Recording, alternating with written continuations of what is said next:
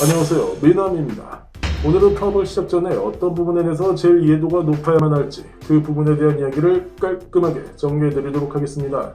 제일 중요한 기초지식 편이기 때문에 여러분들이 지금 오늘 말씀드리는 부분이 부족하다면 진지하게 자신과 비교하고 되돌아보면서 보완해 나가야 한다고 생각을 해보시고 어떤 것부터 챙겨가면 좋을지 알아보는 시간 되시기 바라겠습니다. 자, 오늘은 주식을 시작하기 전에 우리가 자본금에 대한 이해, 그리고 이익에 대한 이해, 또 배당과 주가에 대한 이해가 필요한 것과 같이 파업으로서도 여러가지 내용에 대해 이해하는 것이 중요하다는 것들을 강조드리면서 어떻게 해야지만 이러한 부분에 대한 이해도를 높이고 완벽에 가깝게 파업을 마스터를 시작하게 될 수 있을지에 대해서 이야기를 시작해 보도록 하겠습니다. 실질적으로 정말 기초지식편으로서 필요한 정보만을 모았습니다. 아직도 이 부분에 대한 이해도가 적은 상태로 무작정 파업을 시작을 하려고 하시는 분들이 있으시다면 정말 무엇이 중요한지를 제대로 파악을 해보시고 좀 더 나은 결과를 가지고 갈 수 있도록 도움이 되는 시간이 되었으면 좋겠습니다. 자, 일단 그럼 오늘 이야기를 드리고 싶은 부분 제일 첫 번째는 자본금에 대한 이해입니다. 가장 기본적으로 우리가 재테크 투자 시작 전에 뭐를 가장 먼저 체크해야 하죠? 금액을 얼마를 가지고 들어갈 것인지에 대해서 다들 체크를 해야만 하실 겁니다. 그래서 어떤 투자를 하든지 간에 하고자 하는 투자의 경우 대략적으로 얼마 정도를 가지고 투자하고 성공을 하는 개인별 기준점을 알아보고 들어가야만 합니다. 그래서 부동산이나 주식의 경우 크게 큰 금액을 넣는 것을 목표로 하기도 하지만 다른 소액 투자의 새로운 종목들이 많이 출연을 했습니다. 그중 인기 있는 투자 방법 중 하나가 바로 파워블인 것입니다. 파워블은 지금 현재 마진거래인 FX와 함께 거의 쌍두마차를 이루면서 소액 투자에서 엄청난 입지를 다지고 있습니다. 그래서 이제 조금이라도 더 나은 조건으로 소액에서 투자를 해서 성공하고 싶다 하시는 분들은 다들 마진거래 혹은 파워블로 시작을 하시는 걸 알 수 있습니다. 그렇게 여느 투자와 마찬가지로 파워블 시작 전에는 보통 어느 정도의 금액으로 시작을 하는지, 그래서 지금 내가 시작 전에 얼마 정도의 자본금을 가지고 가는 것이 적당할지에 대해서 파악하고 들어가시는 것이 반드시 필요합니다. 두 번째 부분은 이익률에 대한 이해입니다.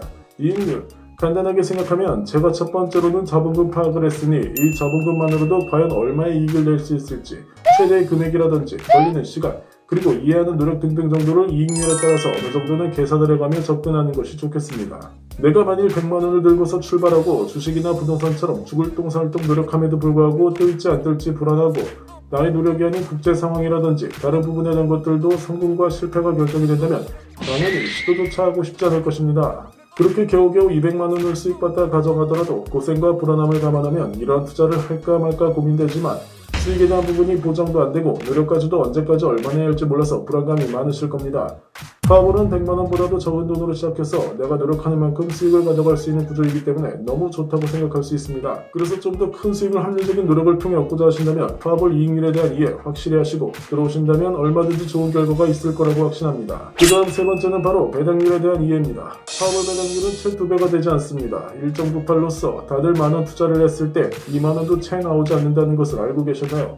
그런데 이런 점을 이해하고도 그렇다면 다른 이들은 왜 투자를 하는 것인지 생각해보신 분 계십니까? 이전 항목인 이익률에 대해서 체크를 하고 알아볼 때 그에 대한 답이 나옵니다.